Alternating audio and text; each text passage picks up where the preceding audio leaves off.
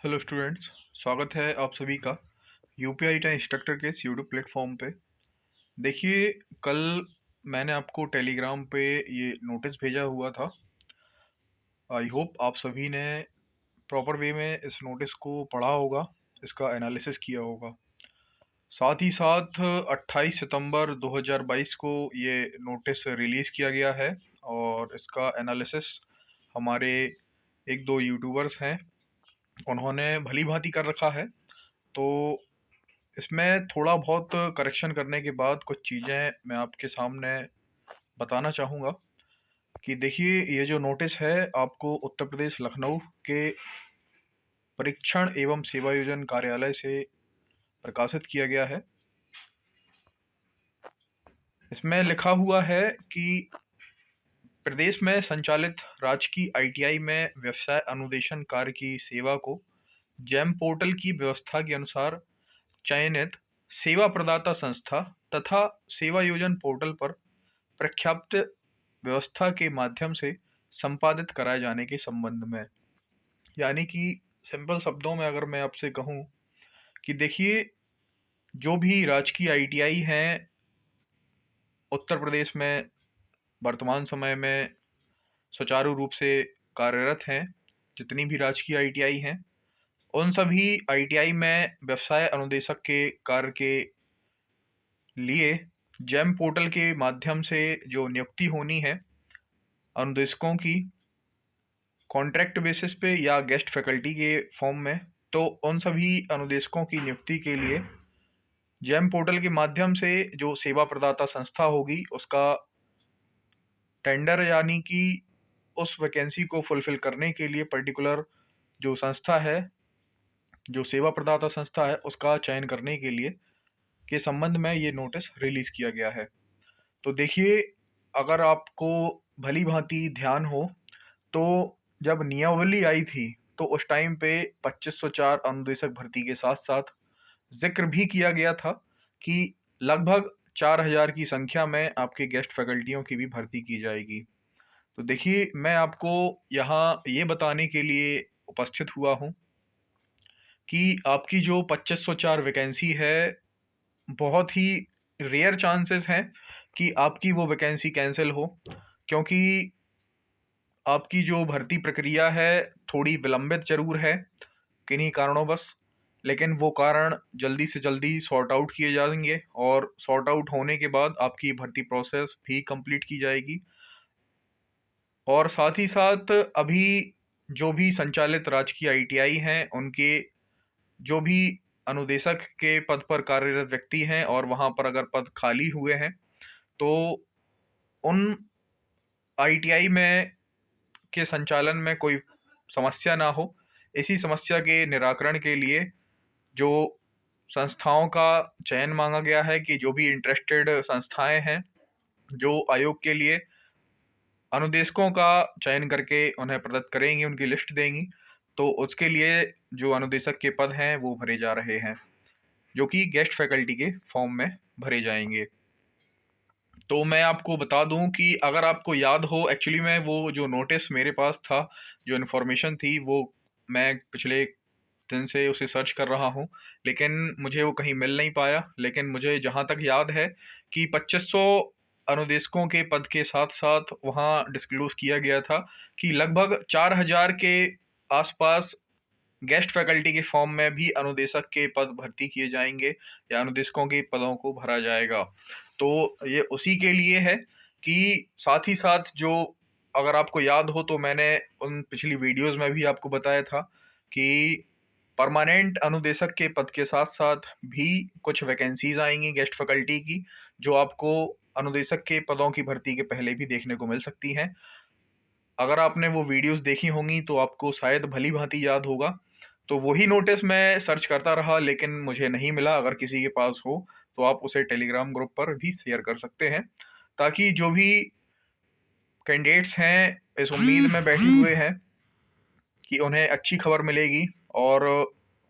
जैसे अफवाहें उड़ रही हैं 2504 को लेकर कि ये वैकेंसी कैंसिल होगी और इस वैकेंसी को कैंसिल करके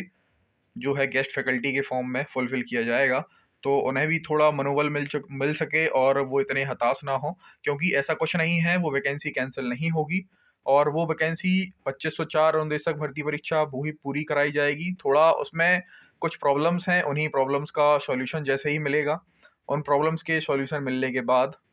पर्टिकुलर फॉर्म में आपका एग्ज़ाम होगा। एग्ज़ाम होने के बाद आपकी जो भी फर्दर प्रोसेस होगी वो कराई जाएगी। लेकिन हाँ, मैं इतना कह सकता हूँ उस भर्ती प्रोसेस में थोड़ा वक़्त ज़रूर लग सकता है। मेबी दिसंबर के महीने में आपको अच्छी खबर मिल सकती है या जनवरी और फरवरी के महीने में, लेकिन थोड़ा समय ज़रूर लगेगा। बाकी अगर 15-16 की हम बात करें तो 15-16 के वे सभी अभ्यर्थी जो कि आईटीआई इंस्ट्रक्टर के लिए प्रिपरेशन कर रहे थे और उनके लिए भी एक खबर है कि बहुत ही जल्द आप सभी का इंटरव्यू भी कंडक्ट कराया जा सकता है। तो अगर आप अभी वर्तमान समय में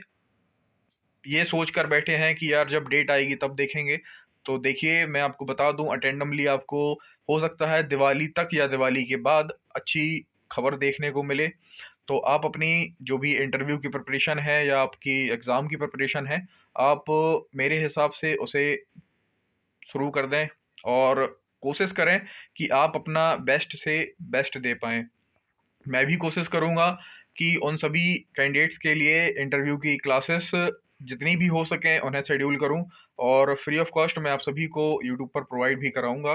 कि आपको कैसे क्या वहाँ बिहेव करना है और कैसे आपको इंटरव्यू में पूछे गए सवालों को आंसर करना है।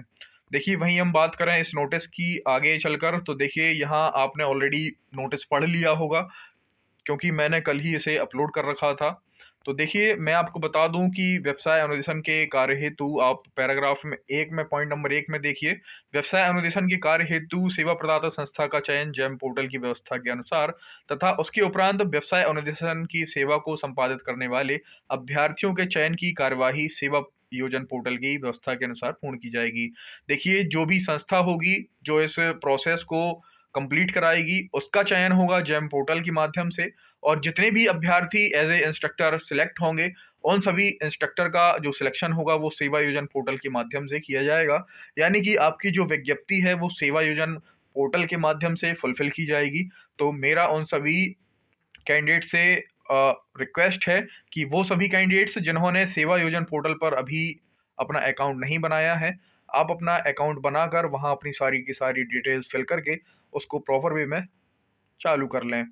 वहीं अगर हम पॉइंट 2 की बात करें तो व्यवसाय अनुदेशन की सेवाओं को प्राप्त किए जाने हेतु मंडल स्तर पर सेवा प्रदाता संस्था का चयन जेम पोर्टल की व्यवस्था से किए जाने हेतु निम्नवत समिति का गठन किया जाता है। तो देखिए ऑलरेडी आपको बता चुका हूं कि जो भी सेवा प्रदाता संस्था होगी उसका चयन जेम पोर्टल के माध्यम से किया जाएगा। वहीं मंडली और उस समिति के लिए जो भी कैंडिडेट्स होंगे या जो भी सदस्य होंगे उनका जो गठन किया जाएगा, तो देखिए उसमें भी उसका वर्णन किया गया है पॉइंट नंबर 2 में कि मंडलीय संयुक्त निदेशक इसमें अध्यक्ष होंगे, नोडल प्रधानाचार्य राजकीय आईटीआई और मंडल मुख्यालय जनपद के सदस्य सचिव होंगे। अन्य समस्त जनपदों के नोडल प्रधानाचार्य और राजकीय आईटीआई के प्रधानाचार्य भी इसके सदस्य होंगे। साथ ही साथ जिला रोजगार सहायता अधिकारी और सहायक निदेशक सेवा योजन पोर्टल के भी इसमें समिति में इसके सदस्य होंगे। वहीं हम बात करें पॉइंट नंबर 3 की, तो बिंदु संख्या 2 में उल्लिखित समिति द्वारा जेम पोर्टल की व्यवस्था के अनुसार प्रत्येक मंडल के समस्त राजकीय आईटीआई में व्यवसाय अनुदेशक के कार्य को संपादित कराने के लिए सेवा प्रदाता संस्था का चयन किया जाएगा। तो यानी कि सेम वही पैराग्राफ वाली जो फर्स्ट लाइन है वो रिपीट की गई है कि उस संस्था का चयन किया जाएगा। प्रत्येक मंडलीय संयुक्त निदेशक प्रक्रिया को प्रारंभ करने की अनुमति संबंधी मंडलायुक्त से प्राप्त करते हुए चयनित हुई सेवा प्रदाता संस्था के चयन पर उनका अनुमोदन प्राप्त करेंगे। यानी कि जो भी कैंडिडेट सिलेक्ट होंगे उन पर उन संस्था का जो भी कार्यवाही होगी उसको कंप्लीट किया जाएगा। पॉइंट नंबर 4 की अगर हम बात करें तो चयनित सेवा प्रदाता संस्था को संतोषजनक सेवा के क्रम में